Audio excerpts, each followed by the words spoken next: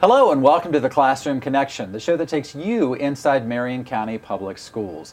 I'm Kevin Christian, your host for the next 30 minutes or so, and it is August, which means back to school for teachers and students, but it also means voters head to the polls to elect 2 brand new school board members and the Republican candidate for superintendent.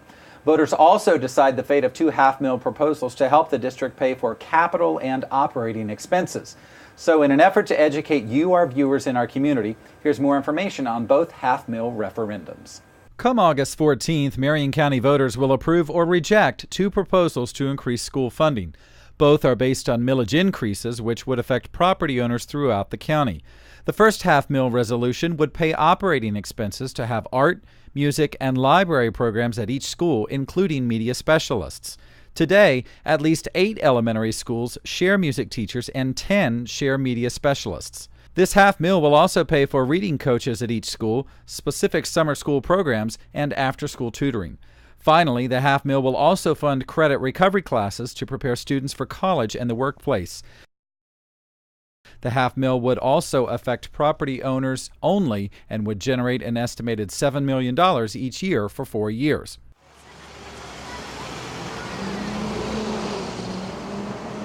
Voters will also decide on a second and separate half-mil for capital improvements. Both ad valorem increases cannot be used for salary increases.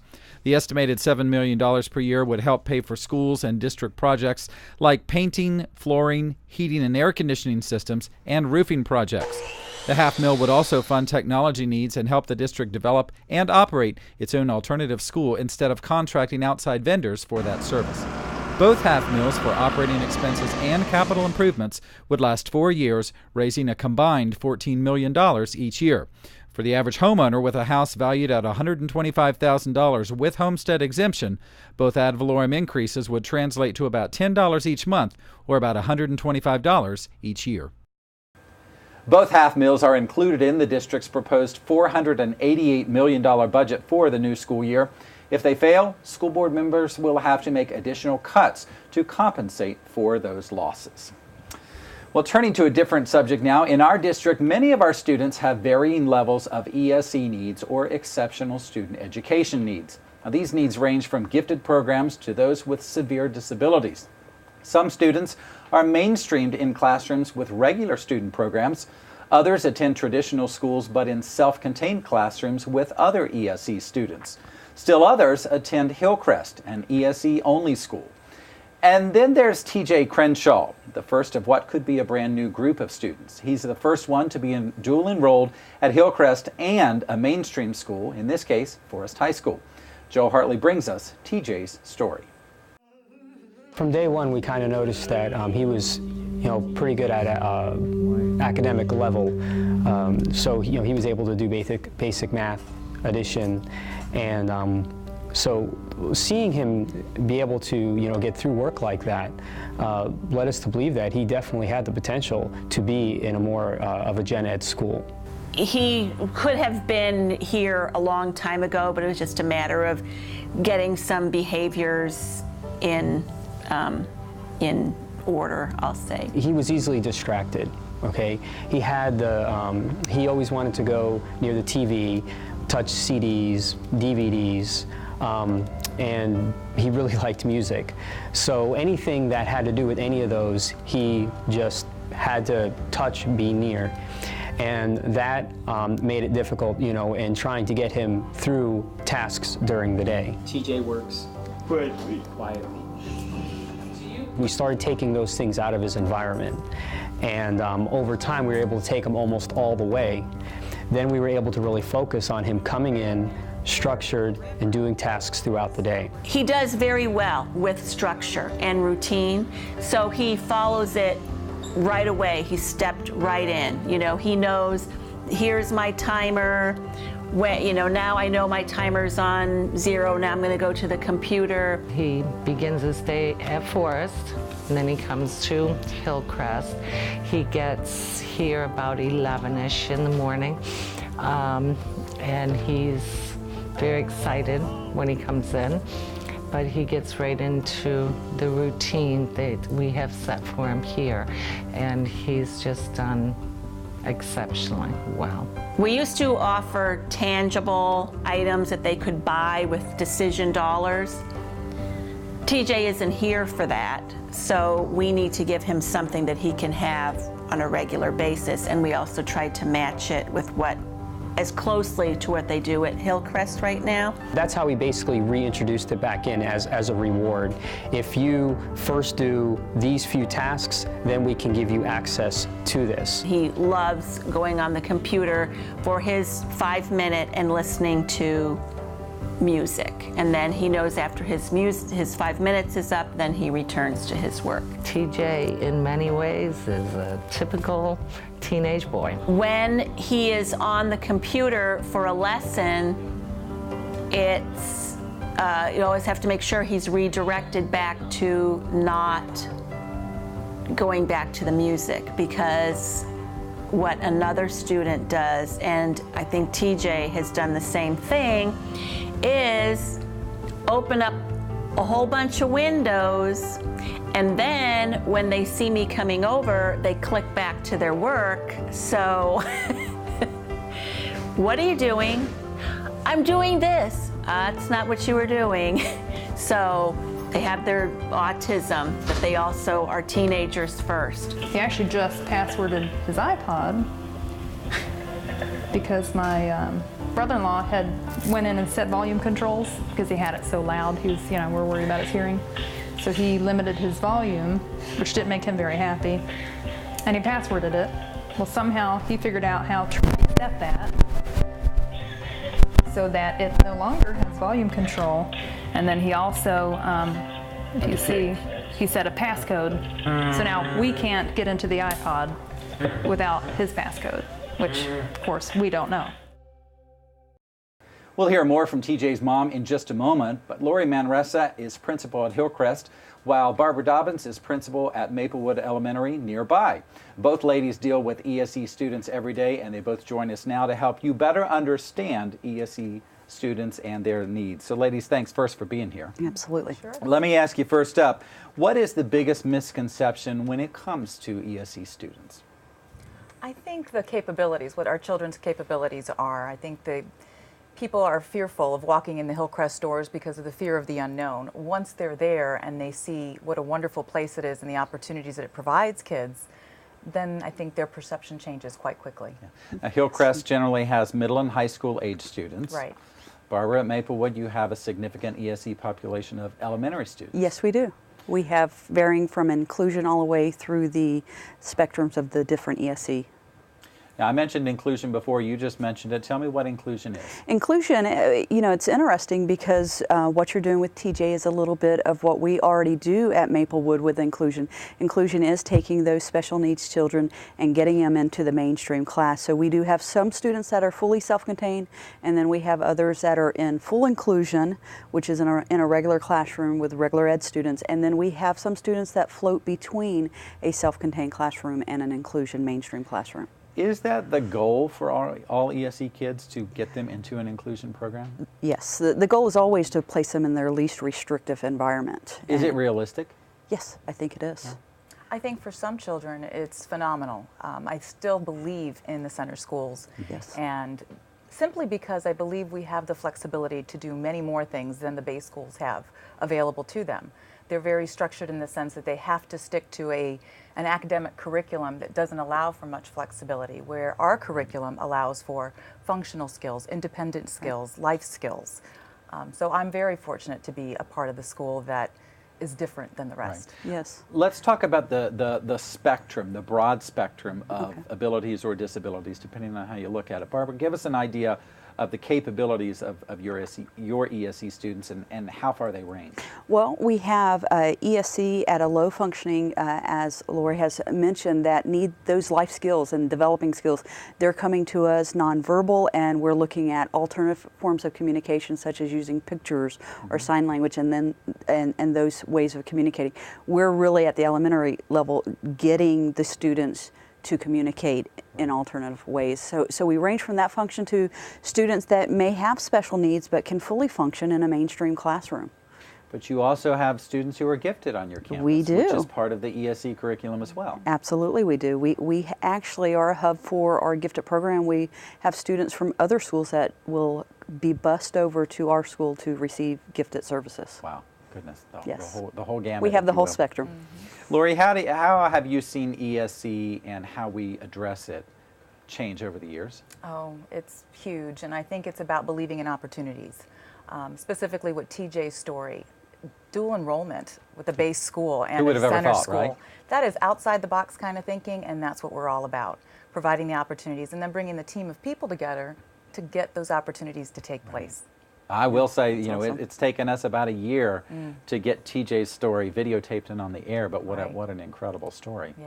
So, Barbara, let me ask you, how does one success with this student feed the success with the next student?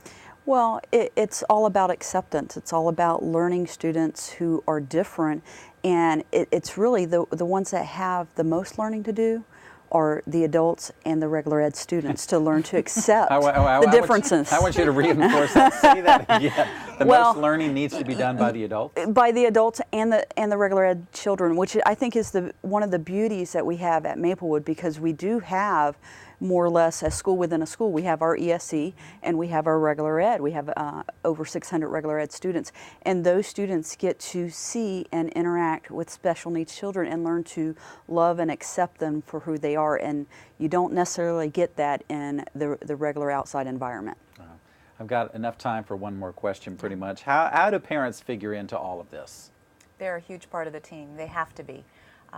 When we put TJ's project together, which it really was a project and it took a long time, we had transportation involved, the parents highly involved, behavior support team involved, Center for Autism and Related Disabilities involved, paraprofessionals involved, you know, Mr. Gregory at Forest High School, Right. myself. I mean, it's a huge team of people, and without the parents doing their piece, there's a piece of the puzzle missing. And it's interesting because TJ is an autistic student, and the symbol for autism is the puzzle, puzzles. yeah. Right. So everyone is a piece of that puzzle. Unfortunately, as with most things, I'm sure there are those students that don't have that kind of parent involvement, but those kids are just as special to us as any other kid, and we do whatever we can. I presume you guys do whatever you Yes. can to meet those needs. Absolutely. Yeah, wow, Side tremendous. by side. Thanks for what you do. I Thank know you it very often much. goes unsaid, but of course all of our principals work hard, but you guys, I think, are called to what you do and for your specific population. So Thanks. Thank you. thanks for what you do, and We thanks will- for being here today. Sure. Thank you. Well, earlier we introduced you to TJ Crenshaw, who's been transitioning from Hillcrest to Forest High School. But now we hear more from TJ's mom, who has watched her son trailblaze a brand new path to success. There are things at Hillcrest that he needed and that have helped him a lot. But I think there's things at Forest that he needs as well. So for him, I think he's getting the best of everything. I think he needs the challenge, you know, the academic challenge. Hillcrest is a great school. They've helped him a lot. He's learned a lot. But they're a little bit more focused on daily living skills and things like that. He gets that. You know, he can make his bed. He can make snacks. He can do all those things. So I think he's just kind of outgrown that school, and I think he's ready for a little bit more, you know, academically, and he can do it. You know, he's a smart kid, so I think he's up to the challenge. That was our what we originally wanted from middle school, but the things that prevented him from doing that were behavioral and safety issues that they had. It was getting to the point, especially in puberty, where it's pretty scary. He was to the point where he would go into people's homes and, you know, through their window, their front door, to get to DVDs. You know, he wasn't trying to hurt anybody. He's totally nonviolent, but it was just this obsession. And that was a safety concern at, you know, with the school too, is that he will bolt. He's a bolter, so he'll just randomly, you know, take off running, and he has no fear of traffic, you know, animals, other people, or anything like that. Here's the things that he's supposed to do, and it's like per usually hour and a half. So he's getting rewarded for, you know, different things on the list. Don't bolt is on there. Do not check the doors. He would go and check and make sure the doors were locked. If they weren't, he would take off. He's on a point system where now he understands he has to earn the right to, you know, we'll take him on a trip to Walmart or the flea market. And then he knows he gets to get new DVDs. But if he doesn't earn it, you know, he's now understanding he can't have it. If he were to bolt or do those things, he can lose what he earned that day. It goes to zero. And he knows that. So if he's getting ready to do something, you know, you can remind him, TJ, do you want to lose all your bucks? And he'll go, okay. And he'll, 99% of the time, he will stop. He will redirect himself and he will stop whatever that was. I think people look at students and they put them into a, you go here and you go here and that's it. So hopefully this will kind of get some out of the box thinking going, you know, well, maybe we could try this, or, you know, they need this part, let's do that here and let's do this here. And I hope, hopefully it'll help more kids get more of what they need. TJ's goal for the new school year? To be fully enrolled at Forest High School this fall. Good luck, TJ. We wish you the best. Now, if your child is starting school for the first time this fall, VPK is a big ticket to that child's success. Here's Tom Louder with why this program is so important. They're rambunctious. They don't listen all that well. Sometimes a little hard to control. But these teachers are a special breed of their own. They have a colossal mission: to teach 4- and 5-year-olds something more than just tying their shoes. It's really important as VPK teachers that we pick those activities that keeps them engaged in the learning process. A singer, show me dog licking. Show me that cat scratching. Show me trash man. Oh. For 8 weeks, 4-year-olds on their way to kindergarten get intense reading and writing lessons. They also pick up several social skills along their journey. Then we're exposing them to a whole group setting, how to sit and listen to your teacher, and reading stories, and we are doing songs. Awesome. What is he doing on this page to make the queen laugh? He's wearing the crown. He's wearing her crown. Working on reading centers where we're working on different skills, like their letters, letter sounds. Letter is going to be a different color. So when I'm done with this, I put my paintbrush back. Well, this group is doing pretty well, but we break it up a lot with lots of singing and dancing, and we're not doing the same thing for too long. So we only do centers for about 10 to 12 minutes. The challenge is that most of these young students have never been in a classroom before. That and keeping their attention can be quite difficult. One parent seems to think her son is doing just fine with the challenges. He comes home very excited. I mean, he tells me everything that he learned. He comes singing songs, his ABCs, and telling me what he did in class, learning programs on the computer and stuff like that. And he tells me that, they all interact in groups and stuff like that. And I think it's good because sometimes if you don't put them in groups like that when they're like the VPK program, when they go into kindergarten, they're not going to know how to interact with the other kids around the classroom. I haven't heard any complaints. He's got all happy faces coming home. So they're learning how to write his name and holding a pencil and learning their letters and their colors. Well, it's important that we model what we want the kids to do. If we're standing there, typically they're just going to stand there. At this age, students are going to model what they see their teachers doing. So if the teachers are having fun and having a good time, they're going to have a good time as well. We have to bring that personality in. And with pre-kindergartners, the only thing that can truly be considered routine is change. Changing activities to keep little minds engaged and interested. I think it's really important. These students are going to be ahead of the other kids in their class. They are going to be ready for kindergarten, and they're going to be on level when they enter. VPK is offered in 18 classrooms at 11 schools around Marion County.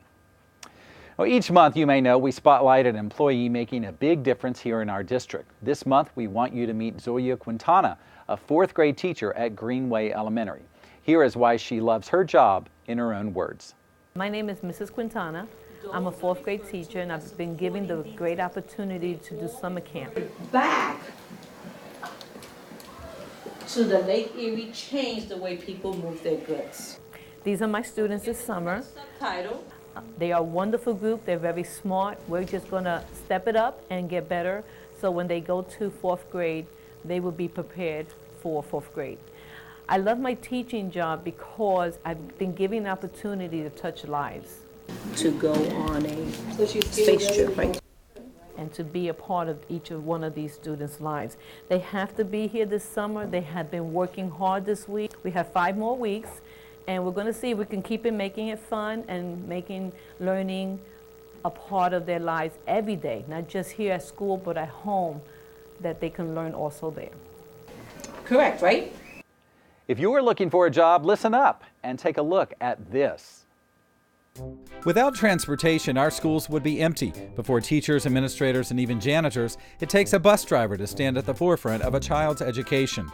At $12.50 an hour starting salary, Marion County Public Schools offers benefits, a schedule with school holidays off, and the security of a guaranteed 4 hours per day with extra hours available. Apply online or call the transportation hotline today to learn how you can have a positive influence on students in our community. Well, back in May, the Marion County Student Media Festival showcased the best video productions by our students. So this month, we bring you the final Best of Show winner. This one from Belleview High School. It's a humorous look at the megaphone from years gone by. With louder volumes and longer-lasting batteries, MP3s are causing an increasing amount of young people lose their hearing at alarming rates. Does this mean you should stop listening to loud music? Of course not. Go ahead and crank up the volume. We have a solution. Introducing the MP3 megaphone. No longer will you and your friends struggle to hear each other. Austin, what's number 1, Austin? What? What's number 1, Austin? I think it's C. Now you can avoid those embarrassing moments. Dang, how about you walk by me naked next time? Excuse me? No, I was... No, I said you dropped your $1. Oh. Thanks. No problem.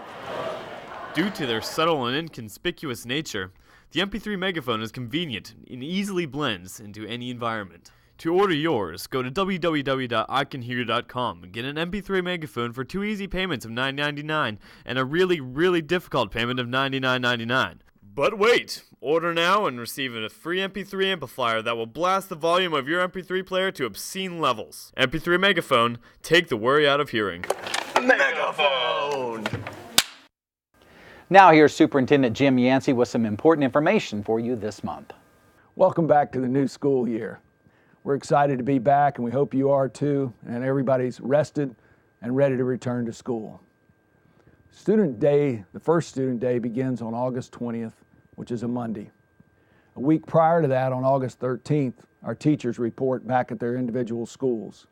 And on August 14th is a key date for our community and for our school system. It's a day where you get an opportunity to vote, not only for superintendent of schools in the Republican side, but also all of our school board races will be decided on that date. In addition to that, we have 2 key proposals that are out there to help fund our schools for the better. And those are a $500,000 for the capital side, which means the day-to-day operations maintaining our school, and a $500,000 not sales tax, but property tax for our day-to-day operations.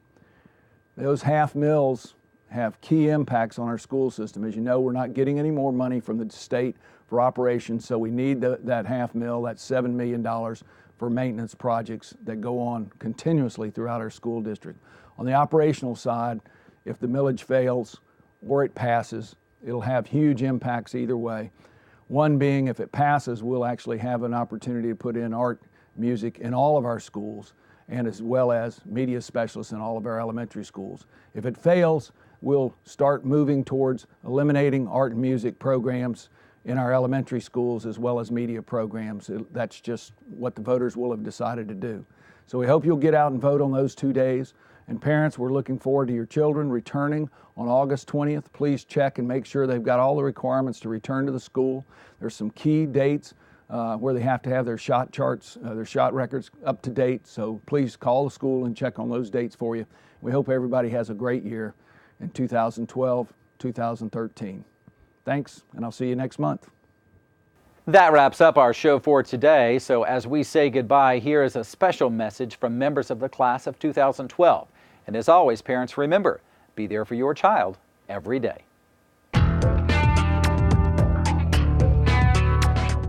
Hello, my name is Isabella, a 2012 Denellen High School graduate and soon-to-be college graduate thanks to the dual enrollment program. I'd like to thank everyone that was involved with that program as well as everyone that has helped me through my years at Denellen High School. Hi, my name is Brandon Sanchez and I am a Denellen High School 2012 graduate. And I would like to thank all the teachers and staff at this school that have helped me throughout my 4 years. It's been an incredible experience and I've truly enjoyed it. I love the close-knit community. Thank you so much for everything.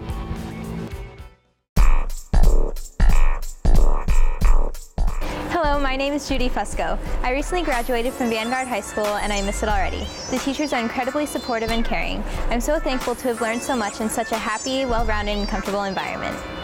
Hi, I'm Melk Bakori and I recently had the honor of graduating in Vanguard's 2012 class. The faculty, administration, and staff here really helped me develop my identity as a student, and I'm forever grateful to have attended the finest high school in the land.